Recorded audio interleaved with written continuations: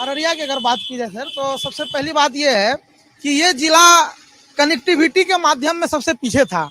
अगर आप परिवहन के माध्यम में कहेंगे या अन्य चीज़ों के माध्यम से कहेंगे, मैं आपको बताऊं कि अररिया एक ऐसा जगह था जहां पर बिना सिग्नल के सीमांचल गाड़ी रुका करती थी। ये हम लोगों के लिए अभिशाप था, धब्बा था। बट अभी आप देखिए, अमृत भारत स्टेशन योजना के तहत हमारा रेलवे स्टेशन इतना सुंदर बनकर तैयार हो गया है कि आप जब वहां जाएंगे तो निश्चित रूप में मंत्रमुग्ध हो जाएंगे। पहले सिंगल लाइन थी, अभी पिछले 1 साल के अंदर अररिया को इतने ट्रेनों की सौगात मिली है।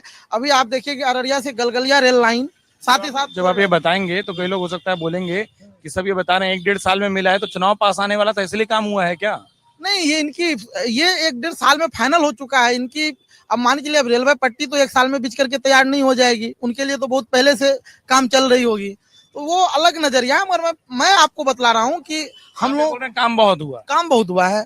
आप बताइए, अब रूटीन नहीं, रूटीन वर्क को आप काम कहें, आपके कपड़े फट जाएं और आपको जरूरत है और उसको सिलाएं, तो आप उसको डेवलपमेंट नहीं कर सकते। डेवलपमेंट की बात बिल्कुल ये बेमानी है। ये प्रोग्राम बहुत पहले से, इसकी बात आप मत कीजिए। आप बेसिक चीज पर आप फोकस कीजिए कि आपके शहर में, जिला में जो समस्या है, हम देश की बात नहीं कर सकते हैं। देश का वो जो थिंक टैंकर होता है, वो बैठ करके एसी रूम में देश का जो, मैं सिर्फ नेगेटिव नहीं देखूंगा, मैं ये भी बताऊंगा कि क्या क्या हुआ है। नहीं, आप कह रहे हैं कि रेल का काम हो या वेल का काम हो, वो केंद्र सरकार के जिम्मे है।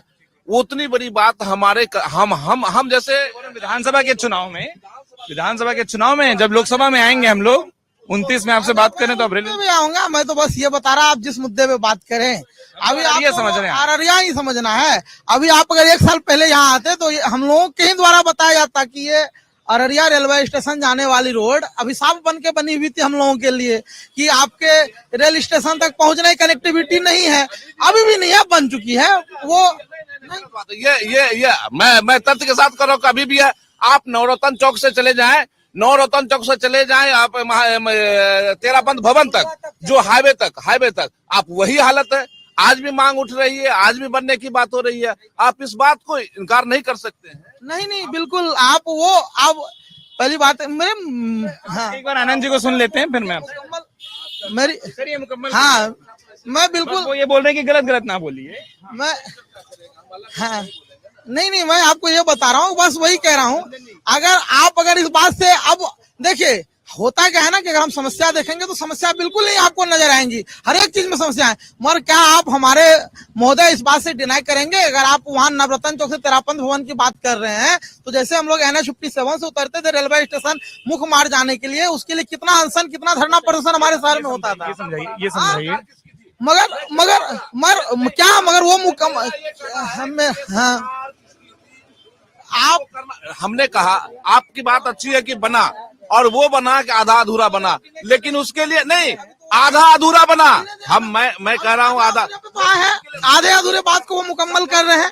आज धीरे धीरे आएंगे। समझना चाह रहा हूँ, इस बार वोट देने का मुद्दा क्या है आपके लिए आनंद जी? नहीं, मेरे लिए तो, मैं जिस विचारधारा से आता हूँ, मुझे दिख रही है कि अगर मैं आपको बताऊं कि हम लोगों ने जिस तरीके से, अब देखिए शिक्षा बात की जा रही है, शिक्षा, रोजगार, बाढ़, पलायन। अरे आप ये तो बात कीजिए, जनसंख्या वृद्धि पे भी तो बात होनी चाहिए।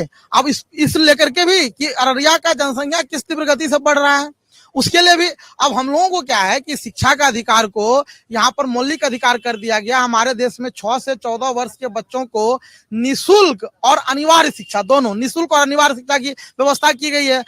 अगर आप ये वीडियो YouTube पर देख रहे हैं तो हमारे चैनल को सब्सक्राइब कर बेल आइकन दबाएं, और Facebook पर देख रहे हैं तो हमारे पेज को लाइक करें।